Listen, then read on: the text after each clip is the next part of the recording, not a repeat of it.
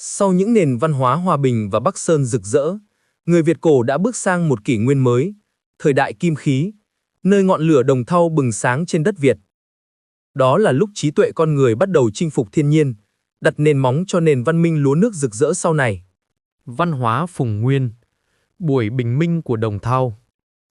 Khoảng 4.000 năm trước công nguyên, tại vùng Trung Du Bắc Bộ, Phú Thọ, Vĩnh Phúc, Hà Nội, hình thành nền văn hóa Phùng Nguyên. Người Việt khi ấy đã định cư lâu dài, dựng nhà sàn ven sông, trồng lúa nước, biết dùng trâu bò kéo cày.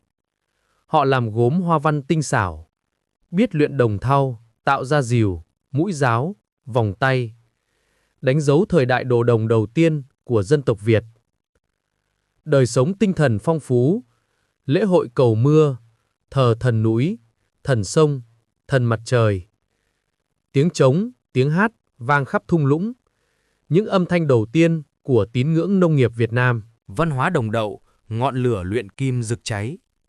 Khoảng 3.500 năm trước công nguyên, ở vùng Vĩnh Phúc, người Việt bước vào thời kỳ văn hóa Đồng Đậu.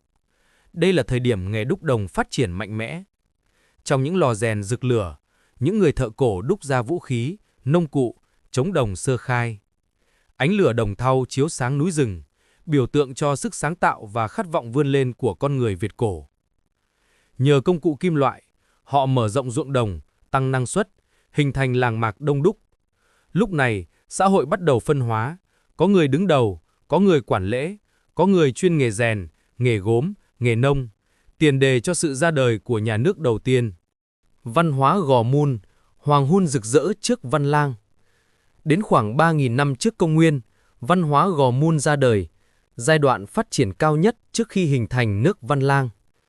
Người Việt cổ đã thành thạo luyện kim, tạo ra vũ khí và đồ dùng tinh xảo. Gốm có hoa văn hình mặt trời, chim lạc, sóng nước, biểu tượng của niềm tin và sức sống dân tộc.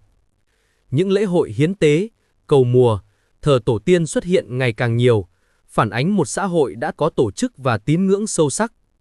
Từ những làng nhỏ ven sông, các bộ lạc Lạc Việt, Âu Việt dần liên kết, chuẩn bị cho buổi bình minh của nhà nước Văn Lang, thời đại các vua hùng. Từ Phùng Nguyên đến Gò Mun, dân tộc Việt đã đi qua chặng đường dài từ đá sang đồng, từ làng sang quốc gia. Họ để lại ngọn lửa đồng thau không bao giờ tắt, tượng trưng cho trí tuệ, sáng tạo và tinh thần đoàn kết, những giá trị cốt lõi nuôi dưỡng dân tộc Việt Nam suốt hàng nghìn năm. Ngọn lửa ấy đã biến những bàn tay thô ráp thành nghệ nhân, biến những ngôi làng nhỏ thành nền văn minh và chuẩn bị cho chương mới huy hoàng, Văn Lang, nhà nước đầu tiên trong lịch sử Việt Nam. Cảm ơn các bạn đã xem hết video. Nhấn like, chia sẻ và đăng ký kênh để mình có động lực làm nhiều video lịch sử Việt Nam hấp dẫn hơn.